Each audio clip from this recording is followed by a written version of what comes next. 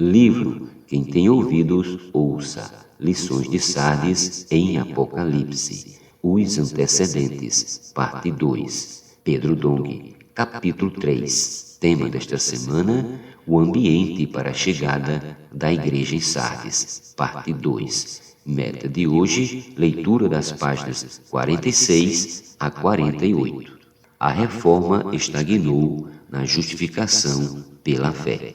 Embora a reforma tenha causado forte impacto com a revelação de que a justificação é pela fé, seu foco principal se deteve nessa verdade e na luta política. Vemos que, por intermédio da reforma de Martinho Lutero, a Alemanha, por exemplo, se libertou do poder do Papa. Contudo, os reformadores deveriam ter gastado tempo buscando luz na palavra para compreender a vontade de Deus e entender as verdades fundamentais das Escrituras. Por exemplo, como é a maneira adequada de se reunir, como deveria ser o governo na Igreja, antes centrada em Roma, como o Espírito Santo governa a Igreja e como Cristo encabeça seus filhos na vida prática da Igreja.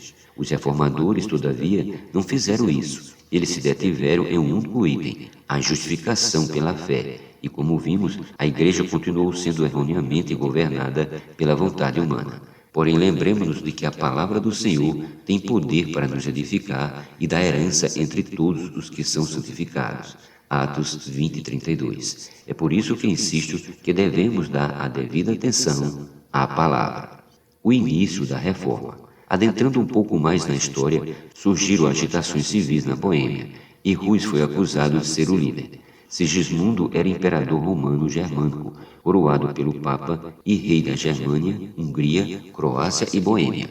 Ele convocou o Concílio de Constança, na Alemanha, para discutir o assunto das denúncias levantadas por Jean Rus e deu a ele um salvo-conduto para ir em segurança a Constança. No entanto, o clero não permitiu, pois o considerava herege. Nesse concílio houve várias discussões para que Rus se retratasse de tudo o que havia falado. Como não se retratou, foi condenado à morte na fogueira pela sentença do próprio imperador. Ele foi executado em uma estaca, sobre um monte de lenha, na cidade de Constância, em 1415. E seu amigo Jerônimo, de Praga, também foi julgado e condenado pelo mesmo concílio, sendo queimado na fogueira em 1416. Depois desses eventos, levantou-se uma guerra por causa da morte de Rus. No fim, tais homens também se dividiram. O importante é que uma parte dos que defendiam a verdade migrou para a Morávia em 1451, e muitos cidadãos de Praga, incluindo membros da nobreza e homens eruditos, se juntaram a eles. Como já dissemos, a Morávia é uma região que hoje pertence à República Tcheca e está localizada na parte oriental. Posteriormente, esse grupo assumiu o nome de Unidade Fraternal, ou Irmãos Unidos, como ficaram mais conhecidos. Eles viveram em paz por 3 anos, unidos pelo zelo missionário de pregar o Evangelho, e multiplicaram-se rapidamente. Muitos se converteram ao Evangelho, o que novamente despertou o ódio de Roma, que os declarou hereges incorrigíveis. Roma então iniciou mais uma terrível perseguição. Dessa vez, não houve ataque ou defesa com o uso de armas, mas os irmãos sofreram duras provações. Tiveram suas propriedades confiscadas, foram expulsos de suas casas e muitos foram parar nas prisões da Boêmia.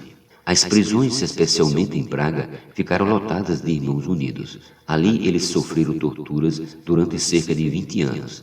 Em 1471, tiveram um momento de alívio, mas foram obrigados a abandonar suas residências e voltar para a Boêmia. Eles ainda se organizaram, porém, infelizmente, com métodos humanos, criando distinções entre as coisas pertinentes à salvação e as que se referem aos aspectos externos, como rituais. Por isso, não tiveram êxito. Para Andrew Miller, com essa resolução, geraram um ambiente propício para o exercício da vontade humana, e tudo que não está na revelação da palavra de Deus nunca deve ser introduzido na sua igreja. Um pequeno erro pode tornar-se um grande problema. Por isso temos que zelar pela pureza da palavra de Deus. Os que foram expulsos da Morávia foram recebidos na Hungria e na Moldávia. E em 1470 foi publicada a tradução completa da Bíblia na língua da Boêmia. Vemos, portanto, que há uma grande conexão entre os Irmãos Unidos e os valdenses. No século XII, quando foi expulso de Lyon, após várias perseguições, Pedro Valdo encontrou refúgio na Boêmia e ali trabalhou com êxito durante 20 anos. Alguns afirmam que no século XIV, cerca de 800 mil pessoas seguiram a linha de Pedro Valdo.